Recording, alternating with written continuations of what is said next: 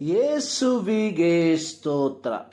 ಇಂದು 23 October 2025. ಎಲ್ಲರಿಗೂ ಶುಭೋದಯ. ಈ ದಿನದ ಧ್ಯಾನ ಭಾಗ ಪೇತ್ರನು ಬರೆದ ಮೊದಲನೆಯ ಪತ್ರಿಕೆ 2ನೇ ಅಧ್ಯಾಯ 6-8 ವಾಕ್ಯ. ಈಗೋ ಚೀಯೋನಿನಲ್ಲಿ ಮೂಲೆಗಲ್ಲನ್ನು ಇಡುತ್ತೇನೆ, ಅದು ಆಯಲ್ಪಟ್ಟದ್ದು ಮಾನ್ಯವಾದದ್ದು. ಅದರ ಮೇಲೆ ನಂಬಿಕೆ ಇಡುವವನು ಆಶಾಭಂಗ ಪಡುವುದೇ ಇಲ್ಲ ಎಂದು ಶಾಸ್ತ್ರದಲ್ಲಿ ಬರೆದಿದೆ.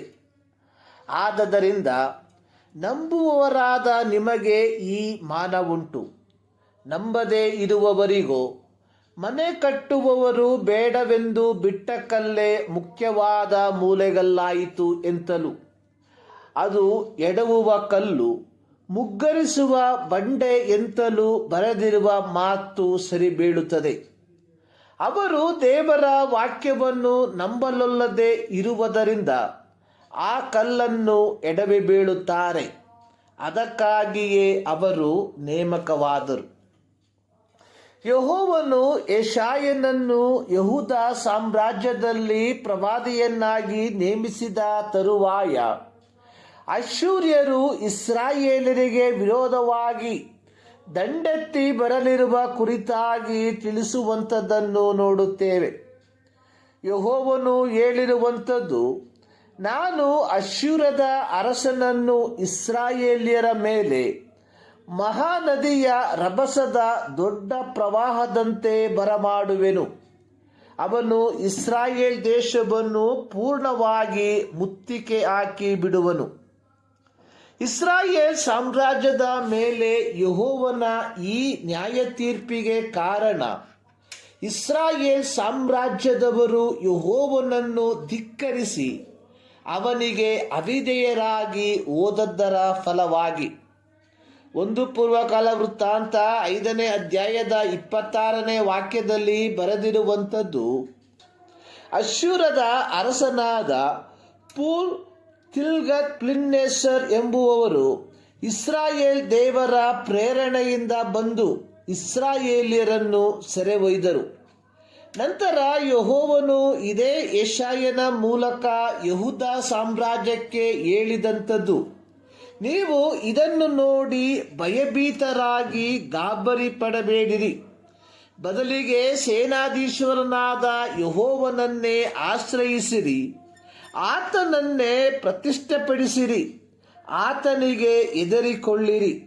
ಸಂಕ್ಷಿಪ್ತವಾಗಿ ಹೇಳುವುದಾದರೆ, ಇಸ್ರಾಯೇಲ್ ಸಾಮ್ರಾಜ್ಯದವರಂತೆ ಯೆಹೋವನನ್ನು ಆಶ್ರಯಿಸದೆ ಅರಾಮ್ಯರ ಅರಸರನ್ನು ಆಶ್ರಯಿಸಿದಂತೆ ನೀವು ಮಾನುಷಿಕವಾದ ಸಂರಕ್ಷಣೆಯನ್ನು ಬಯಸದೆ ಯೆಹೋವನಿಗೆ ವಿಧೇಯರಾಗಿ ಬಾಳುವುದಾದರೆ ಆತನು ನಿಮಗೆ ಆಶ್ರಯವಾಗಿರುವನು.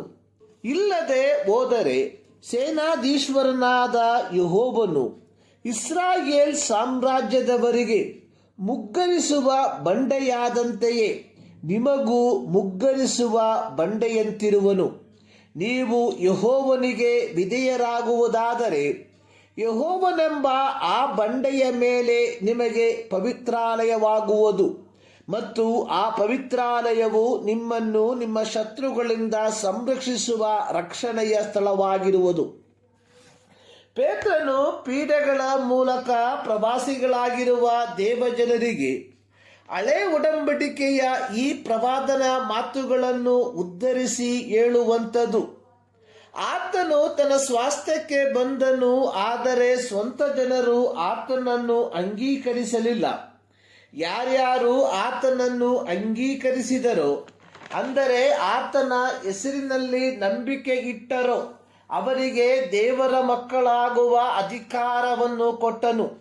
ಇಲ್ಲಿ ಪೇತ್ರನು ಸ್ಪಷ್ಟವಾಗಿ ಹೇಳುವಂಥದ್ದು, 1 ಪೇತ್ರ 2:6-8 ವಾಕ್ಯಗಳಲ್ಲಿ, ಜೀವವುಳ್ಳ ಕಲ್ಲಾಗಿರುವ ಯೇಸು ಕ್ರಿಸ್ತನು ತನ್ನ ಸ್ವಂತದವರ ಬಳಿಗೆ ಬಂದನು, ಆದರೆ ಅವರು ವಾಕ್ಯವಾಗಿದ್ದ ಕ್ರಿಸ್ತನನ್ನು ಅಂಗೀಕರಿಸದೆ ಹೋದದ್ದು ಅನ್ಯ ಜನರಾದ ನಿಮ್ಮೆಲ್ಲರ ರಕ್ಷಣೆಗೆ ಕಾರಣವಾಗಿ ಮಾರ್ಪಟ್ಟಿತು.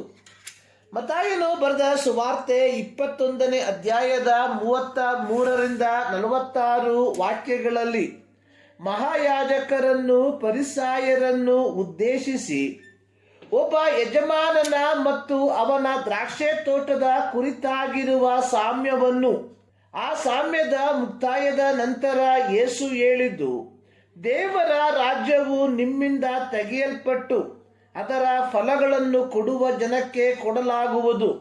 ಇಲ್ಲಿ ಪೇತ್ರನು ಹೇಳುವಂಥದ್ದು, ಎಲ್ಲ ಅವಿಧೇಯರು, ನಂಬಿಕೆ ಇಲ್ಲದವರು ಮುಗ್ಗರಿಸಿ ಬೀಳುವ ಅಪಾಯದಲ್ಲಿದ್ದಾರೆ. ಇದು ಅವರಿಗೆ ಶಾಶ್ವತವಾದ ದಂಡನೆಗೆ ಕಾರಣವಾಗಿ ಮಾರ್ಪಡುತ್ತದೆ. ಪ್ರೀತಿಯ ದೇವಜನರೇ, ಜೀವವುಳ್ಳ ಮೂಲೆಗಲ್ಲಾಗಿರುವ ಯೇಸು ಕ್ರಿಸ್ತನೊಂದಿಗೆ ನಾವು ಜೀವವುಳ್ಳ ಕಲ್ಲುಗಳಾಗಿದ್ದರೆ, ಕರ್ತನು ನಮ್ಮನ್ನು ತನ್ನೊಂದಿಗೆ ದೇವರ ಮಂದಿರದೋಪಾದಿಯಲ್ಲಿ ಕಟ್ಟುವವನಾಗಿದ್ದಾನೆ.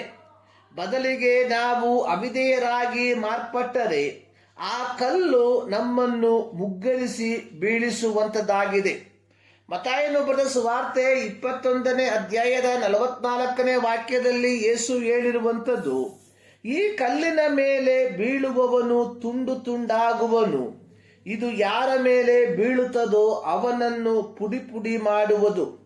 ಪ್ರಿಯರೇ, ರೋಮಾಪತ್ರಿಕೆ 11ನೇ ಅಧ್ಯಾಯದ 25ನೇ ವಾಕ್ಯದಲ್ಲಿ ಪೌಲನು ಹೇಳಿರುವಂಥದ್ದನ್ನು ಒಮ್ಮೆ ಗಮನಿಸಿ.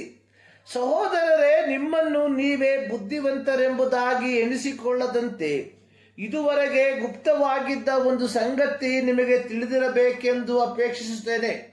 ಅದೇನೆಂದರೆ, ಇಸ್ರಾಯೇಲ್ಯರಲ್ಲಿ ಒಂದು ಪಾಲು ಜನರಿಗೆ ಉಂಟಾದ ಮೊಂಡತನವು ಯಾವಾಗಲೂ ಇರದೆ ಅನ್ಯ ಜನಾಂಗಗಳ ಸಮುದಾಯವು ದೇವರ ರಾಜ್ಯದಲ್ಲಿ ಸೇರುವ ತನಕ ಮಾತ್ರ ಇರುವುದು. ಹೀಗಿರಲಾಗಿ ನಾವುಗಳು ಅವರ ಹಾಗೆ ಮೊಂಡುತನವನ್ನು ಪ್ರದರ್ಶಿಸದೆ ಯೇಸು ಕ್ರಿಸ್ತನಿಗೆ ವಿಧೇಯರಾಗಿ ಜೀವವುಳ್ಳ ಕಲ್ಲುಗಳಾಗಿ ದೇವರ ಮಂದಿರೋದೋಪಾದಿಯಲ್ಲಿ ಕಟ್ಟಲ್ಪಡುವ ಈ ಮುಂಜಾನೆಯಲ್ಲಿ ಸರ್ವಶಕ್ತನಾದ ದೇವರು ಈ ಅಧ್ಯಯನದ ಮೂಲಕ ನಿಮ್ಮನ್ನು ಆಶೀರ್ವದಿಸಲಿ.